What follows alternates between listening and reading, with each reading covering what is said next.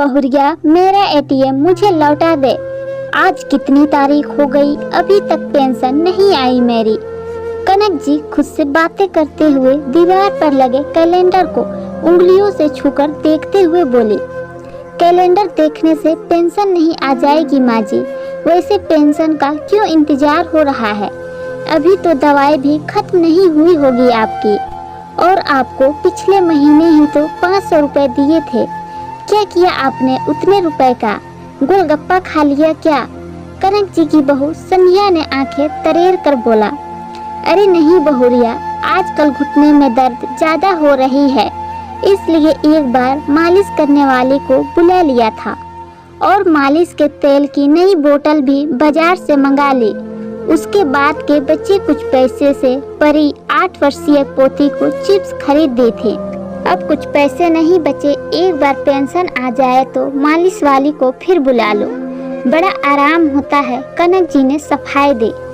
बस रहने दीजिए माँ जी, ऐसी फिजूल खर्ची की वजह से आपका एटीएम अब मेरे पास है। अभी छोड़िए इन बातों को, रात हो रही है, मुझे सोना भी है। आपका क्या है, कितनी भी देर में सोएंगे तो कौन सा मेरी तरह सुबह जागना है। आराम से जब मर्जी तब सो जाओ और बना बनाया खाना खाओ। मुंह पिचकाते हुए संध्या ने बोला और एक थाली में रोटी लेकर कनक जी के आगे रख दी। कनक जी ने देखा थाली में मुड़ी हुई रोटी है और उसके ऊपर दूध डाल दिया गया है। दूध इतना कम है कि वह घी के समान प्रतीत हो रहा है। कनक जी की आंखें भर आई। थोड़ी देर पहले बैगन की भाजी बनने की खुशबू आ रही थी, पर बहू ने उन्हें यह खाने को दिया। बचत के नाम पर उनके हिस्से की सब्जी बचाती है। अपनी झुर्रिया पड़ी गालों पर आए कुछ निरीह बूंदों को अपने सूती साड़ी के आंचल से उन्होंने पोंछ लिया और खाने की थाली को प्रणाम कर भूखे सोने चली गई। माँ माँ की आवाज़ से कनक जी की सुबह जब आंखें खुली तो सामने उनका बेटा सुरेश खड़ा था। तुमने रात में खाना नहीं खाया, संध्या ने तुम्हारे खाने के थाली को देखकर मुझे अभी बताया। ओ बेटा, तू जानता है तेरी माँ को मीठा नहीं चटपटा पसंद है। ऊपर से दूध भी इतना कम था कि सूखी रोटी खाने की इच्छा नहीं हुई। कनक जी बोले, माँ अगर चिप्स से पेट भर गया तो बताओ ना, झूठ क्यों बोल रही हो? परी के हिस्से का दूध तुम्हें तुम्हारी बहू देती है ताकि तुम स्वस्थ रहो। अब बुढ़ापा में इतना चटोरापन ठीक नहीं है। बीमार पड़ोगी तो कितना खर्च होगा। सही से खाना पीना तुम्हारे उम्र का तकाजा है, समझा करो माँ। सुरेश एक सांस में बोलता गया। कनक जी चुप रही। बहू की शिकायत करना उन्हें अपने आदर्श के खिलाफ लगा। परी के हाथों से प्यार से एक चिप्स खाया था उन्होंने। कैसे बहू ने अपनी नकारी को उल्टे इनके पर्दे में डाल दिया था। कौन सुबह सुबह बेटा को बताए कि उसकी पत्नी उसकी माँ को सही ढंग से खाना भी नहीं परोसती। वैसे बेटे को बताकर भी क्या है, उसे खुद समझना चाहिए। माँ के दर्द को फैक्ट्री में डबल शिफ्ट काम करके उसकी भी मति भ्रष्ट हो गई है। बहू उसे प्यार से उनके बारे में जो भी बता देती है वही उसे सही लगता है। अगर ऐसा ना हुआ होता तो खाना खाने की वजह से पहले वह उनसे उनकी तबीयत के लिए पूछता। देखो माँ, संध्या ने कितनी समझदारी से घर संभाल रखा है। याद है तुम्हें, पहले हर महीने के आखिरी सप्ताह तक तुम्हारी पेंशन और मेरी सैलरी खत्म हो जाती थी। जब तुम्हारी पेंशन बंद हो गई थी तो हमारे पास कोई बचत नहीं था, और अब देखो हर महीने बचत हो रही है। तुम ही कहती हो ना कि मेरे जाने के बाद मेरा श्राद्ध कर्म धूमधाम से करना, तो उसी बचत से तेरा श्राद्ध कर्म धूमधाम से कर देंगे। कनक जी चुपचाप नम आंखों से अपने बेटे को देखते रहे। सुरेश थोड़ी देर में तैयार होकर फैक्ट्री चला गया। पोती परी भी स्कूल जा चुकी थी। कनक जी नहा धोकर जो बहू ने परोसा खाकर बाहर निकल आई। सामने पार्क में बेंच पर बैठकर वह सोचने लगी, अभी तक पेंशन नहीं आई, कहीं पिछली बार की तरह किसी वजह से रुक तो ना गई। जरा बैंक जाकर पता करती हूँ, दवाई भी खत्म होने वाली है। ऊपर से ये मुँह घुटने का दर्द, एक पैसे नहीं बचे। कैसे बुलाऊं मालिश वाली को? घर के बाहर चिर परिचित रिक्शे वाले से आग्रह कर कनक जी बैंक पहुंच गई। वहां जाकर बैंक अधिकारी की बातें सुन उनके पांव के नीचे की जमीन खिसक गई। आंटी पेंशन तो आ गई है, लगभग सारे पैसे भी निकल गए हैं। वह भी एटीएम से। ये कल की बात है। कनक जी अधिकारी को अपने घर की कहानी न बताकर वापस आ गए। उन्हें अपने पति की बात याद आने लगी। कनक, मेरे जाने के बाद ये एटीएम संभाल कर रखना। मैंने अपने और तुम्हारे लिए पेंशन प्लान ले रखा है। दोनों में से कोई भी पहले जाएंगे तो दूसरा अकेला रह जाएगा। मैं तो तुम्हारे बिना रह जाऊंगा, पर तुम कैसे रहोगी मेरे बिना, मेरी नासमझ पत्नी। इसलिए यह सब बता रहा हूँ। मेरे जाने के बाद अपनी पसंद की साग सब्जी खुद से खरीद लाना और अपनी पसंद का गोलगप्पा भी खाना। दिल करे तो पूजा के लिए मंदिर में दान करना और अपनी खुशी से पर्व त्योहार में बच्चों को आशीर्वाद स्वरूप कुछ रुपए भी देना। जब पैसे तुम्हारे पास है तो स्वतंत्रता भी पास है। पेंशन के पैसे ज्यादा नहीं होंगे, पर इतने जरूर होंगे जितने से हर छोटी बड़ी चीज के लिए तुझे बच्चों के आगे हाथ नहीं फैलाना होगा। एक बात और याद रखना, अपने आप को उम्र का हवाला देकर निराश ना होना। अपनी आंखें खुली रखना और अपने फैसले खुद लेना। कितना सही कहा था उन्होंने। उस समय उनकी बातों से कितना नाराज हो गई थी कनक जी। 2 दिनों तक उनसे बोली नहीं थी, क्योंकि कनक जी को उनसे पहले जाना था इस दुनिया से। लेकिन भगवान की कुछ और मर्जी थी। पति के जाने के बाद उनकी कही हर बात कनक जी अमल करने लगी।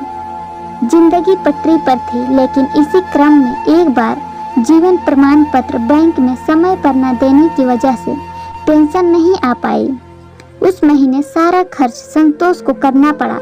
पति के जाने के बाद कनक जी बीमार भी रहने लगी थी। माँ के बीमारी पर खर्च करने में 1 महीने में संतोष की हालत खराब हो गई। वह झल्लाने लगा। हर छोटी छोटी बातों पर घर में लड़ाई होने लगी। एक एक पैसे का हिसाब होने लगा और बात ले देकर कनक जी के पेंशन पर आ गई।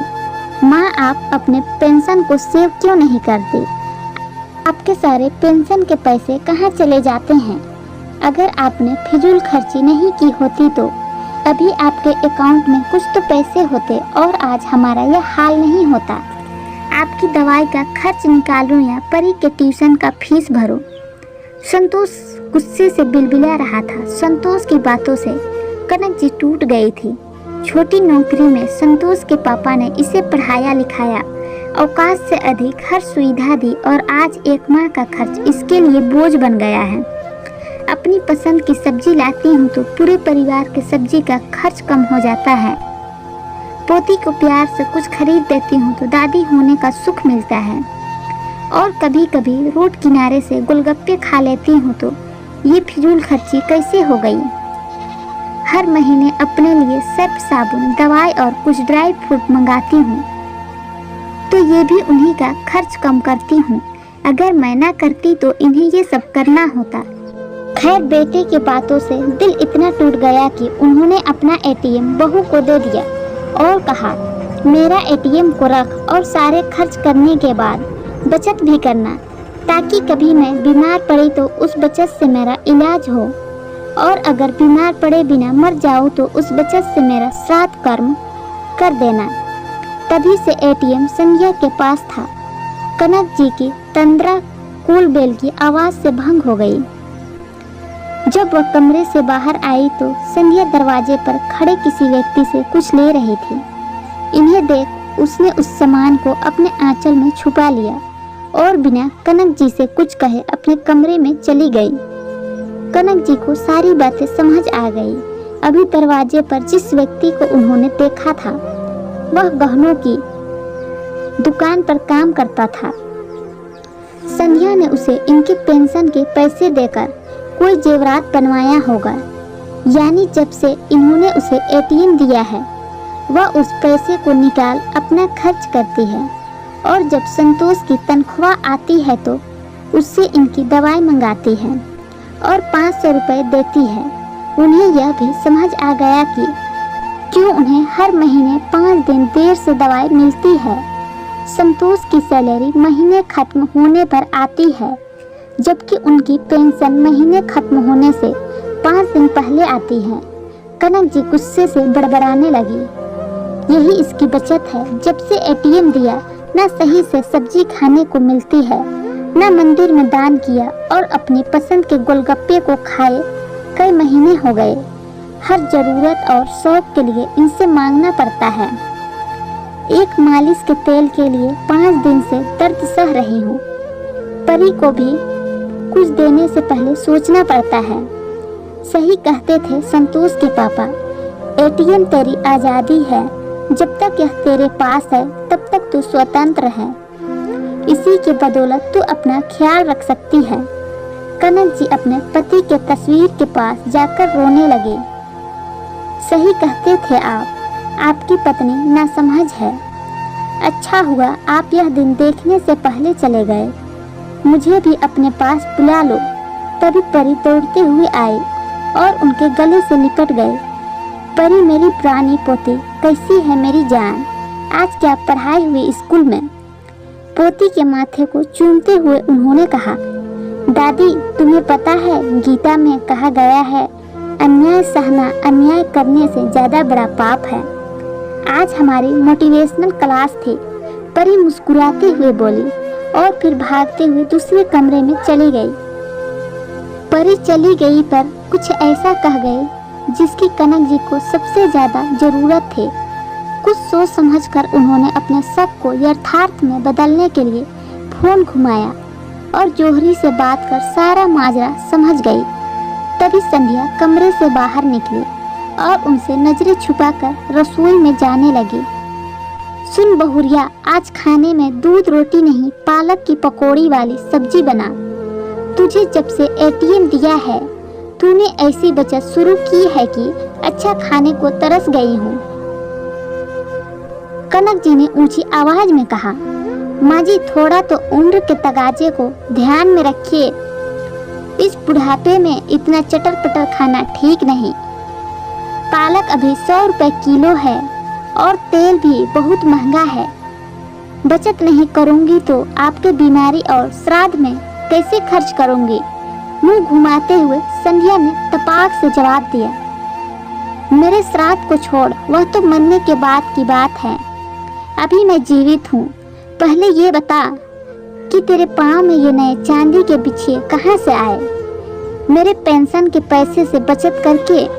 कनक जी बोली, पेंशन के पैसे? नहीं नहीं, ये तो मेरी माँ ने मेरे लिए भेजे थे। अपनी झूठ पकड़ जाने से संध्या हकलाने लगी। देख बहुरिया, मुझे सब पता है। आज मैं बैंक गई थी। तू हर महीने पेंशन आते ही एटीएम से निकाल लेती है और मुझ पर खर्च की जगह अपने लिए पायल और बिछुआ बनवाती है। अभी मैंने जौहरी के नौकर को दरवाजे पर भी देखा है। तुझे एटीएम देकर मैंने गलती कर दी। अभी के अभी मेरा एटीएम मुझे वापस कर, वरना तेरी सारी करतूत संतोष को बता दूंगी। और आज के बाद अगर इस तरह की हरकत की तो मुझसे बुरा कोई नहीं होगा। इस बार मैं तुझे सुधरने का मौका देती हूँ। कनक जी ने सीधे शब्दों में उसे समझा दिया। उनकी बातें सुनते ही संध्या उनके पैरों पर गिर पड़ी। माँ जी मुझे माफ कर दीजिए। संतोष को यह सब नहीं बताइएगा। मुझे लालच आ गया था। मैं अभी आपका एटीएम आपको वापस कर देती हूँ माँ। एटीएम लेकर कनक जी वहाँ से अपने कमरे में गई और अपने पति के फोटो के नीचे रखे तख्ते पर उसे रख दिया और तस्वीर से बोली, बहू की कोई बात संतोष को बताना नहीं चाहती। वह बेचारा थका मांदा घर आता है। मेरी बातों से घर की शांति भंग होगी। संध्या शायद आज की घटना के बाद अपनी हरकतों से बाज आ जाए। उसे सद्बुद्धि देना। मैं चली मालिश वाली को फोन करने। कल उसे बुला लूंगी और उससे पहले एटीएम से खाते में बचे कुछ पैसे निकाल लूंगी। आपने सही कहा था, एटीएम बुढ़ापे का सहारा है। आपने जाने के बाद भी मेरा उतना ही ख्याल रखा जितना पहले रखते थे। कनक जी को महसूस हुआ कि उनके पति तस्वीर में नहीं, उनके साथ उनकी बगल में खड़े मुस्कुरा रहे हैं। दोस्तों, यह बात बिल्कुल सही है कि उम्र के तकाजे के अनुसार हमें ढलना चाहिए। लेकिन इसका मतलब यह नहीं है कि जिंदगी में निराश को चुन लिया जाए। कनक जी ने अपनी आंखें खुली रखी और अपने जीवन में उल्लास को महत्व दिया। एक उम्र के बाद हमें कुछ चीजों से रिटायरमेंट तो लेनी चाहिए, पर अपनी शर्तों पर। कनक जी के पति के बातों से आप कितना सहमत है कि बुढ़ापे में आर्थिक स्वतंत्रता और मानसिक स्वतंत्रता यानी फैसला लेना ज़्यादा जरूरी है? जरूर बताएं। वीडियो अच्छी लगी तो वीडियो को लाइक करें, कमेंट करें और चैनल में नए हैं तो चैनल को सब्सक्राइब करें। वीडियो को पूरा देखने के लिए धन्यवाद दोस्तों। इसी तरह की कहानी सुनने के लिए चैनल को ज़रूर से ज़रूर सब्सक्राइब कर लें।